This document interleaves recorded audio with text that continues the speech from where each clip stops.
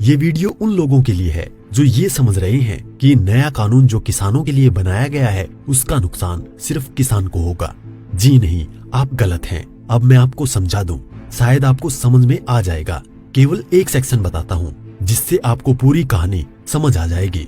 जो contract farming है, उस कॉन्ट्रैक्ट फार्मिंग की धारा 3, उसमें जो एग्रीमेंट होगा किसान और व्यापारी के बीच में, मैं उसके बारे में बताता हूँ। आप समझ जाएंगे, उसके बाद कुछ बताने की जरूरत नहीं पड़ेगी। उस धारा 3 में लिखा है कि किसान और व्यापारी के बीच में एग्रीमेंट होगा। उसमें यह लिखा जाएगा, नंबर 1, किसान को अपनी जमीन पर कौन सी फसल उगानी होगी। नंबर 2, उस फसल का ग्रेड क्या होगा, स्टैंडर्ड क्या होगा और उसकी क्वालिटी क्या होगी।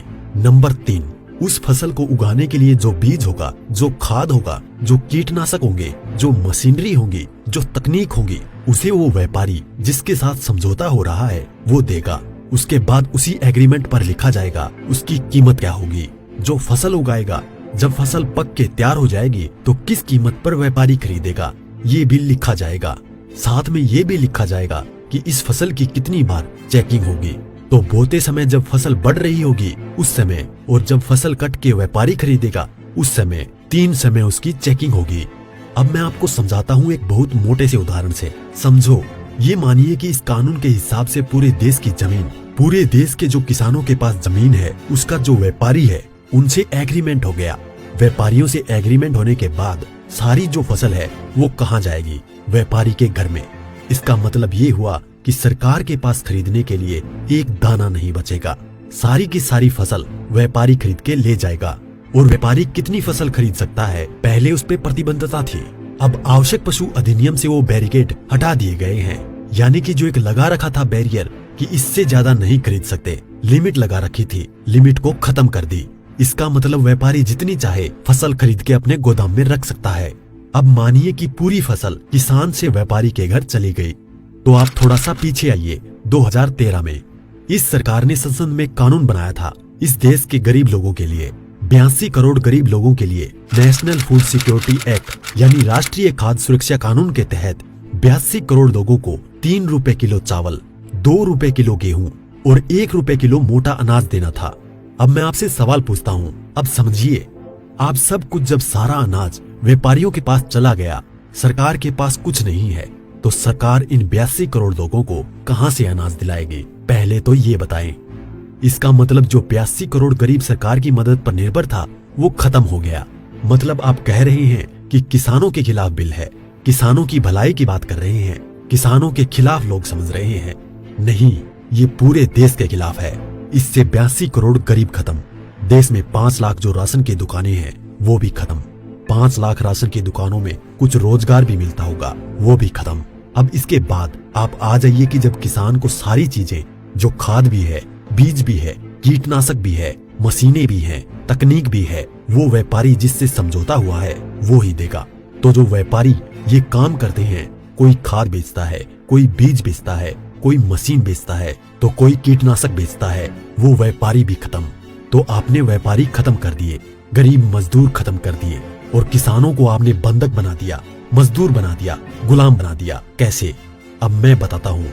जब किसान की जमीन पर एग्रीमेंट हो गया तो किसान चाहकर भी अपनी जमीन में मानो मक्का बोए हुए है, मक्के से एक बोटा तोड़ के नहीं खा सकता। आज की तारीख में तो खेत में जाओ और एक नहीं 10, 20, 50 जितने भुट्टे तोड़ के खाने हैं खाओ, खूब सेक के रिश्तेदारों को भी ले जाओ।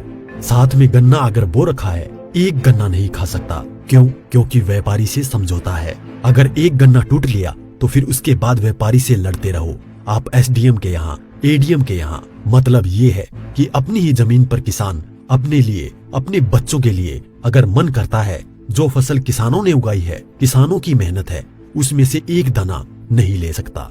ऐसे कानून का क्या करेगा किसान? और इस कानून ने व्यापारी खत्म कर दिया, इस कानून ने मजदूर खत्म कर दिया, और साथ में जो किसान है, किसान को इतनी भी मोहलत नहीं दी गई।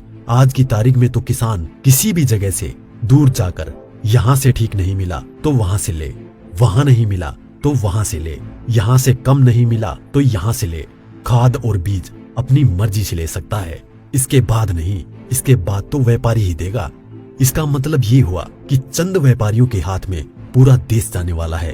और जब व्यापारी के साथ में समझौता हो गया तो कोई भी बैंक किसान को लोन नहीं देगा। इसका मतलब ये हुआ कि अगर उसे पैसे चाहिए किससे लेगा? एक ही रास्ता बचा है, उस व्यापारी से। तो सरकार कहती है कि जमीन नहीं जाएगी, तो ऐसे जाएगी जमीन। और उसी व्यापारी से जब वो कर्जा लेगा, धीरे धीरे कर्जा बढ़ता चला जाएगा और कर्जा बढ़ता चला जाएगा, व्यापारी का ब्याज बढ़ता चला जाएगा। लिहाजा जो किसान है अपनी ही जमीन उस व्यापारी को बेचने पर मजबूर हो जाएगा। अब थोड़ा सा पीछे जाओ, आपको ले जाता हूँ 1947 से पहले। उस समय क्या था? इस देश में जो साहूकार होते थे वो ऐसे ही करते थे। किसान को पैसा दिया, वो पैसे पे इतना ब्याज पर ब्याज पर ब्याज पर ब्याज किसान की पीढ़ियां गुजर जाती थी, कर्ज नहीं उतरता था और सारी जमीन जो है वो साहूकार के यहाँ पे चली जाती थी। मदर इंडिया और धर्मेंद्र जी की गुलामी जैसी फिल्में देखे आप, और अगर पढ़ना हो तो गोदान पढ़ो मुंशी प्रेमचंद जी की। पहले वो अपनी ही जमीन पर बंधुआ मजदूर बनेगा, उसके बाद में अपनी ही जमीन बेच जाएगा। ये है इस कानून का परिणाम जो आगे तक नजर आता है। इसलिए ये कानून पूरे देश को तबाह करने वाला है। अब एक चीज और रह गई, उसे भी बता दूं। जो मध्यम वर्ग के लोग जो आज रोटी खा रहे हैं, जब व्यापारी सारा अनाज अपने गोदामों में बंद कर लेगा, तो वो जो आज उसने लिया जिस दाम पे उससे 6 गुना 7 गुना 8 गुना दाम पर बेचेगा। तो जो मध्यम वर्ग के लोग जो घरों में बैठे हैं, उनको इस आंदोलन में बाहर आना चाहिए। जो अनाज, ये आटा 20 रुपए से 25 रुपए 30 रुपए किलो मिल रहा है, वो ही इस कानून के लागू होने के बाद वो आटा, वो अनाज उन्हें 50 से 6 गुना दाम पर मिलेगा। 100 रुपए 125 रुपए 150 रुपए किलो मिलेगा। तो असर किस पे पड़ेगा? एक भी व्यक्ति नहीं बचेगा जिस पर इस कानून का असर ना पड़े। इसलिए मैं कहता हूँ कि ये किसानों के विरोध में नहीं है, देश को तबाह और बर्बाद करने के लिए है। इतना सब कुछ पता होने के बाद भी अगर आप किसानों का साथ नहीं देते हैं तो आगे आपकी मर्जी।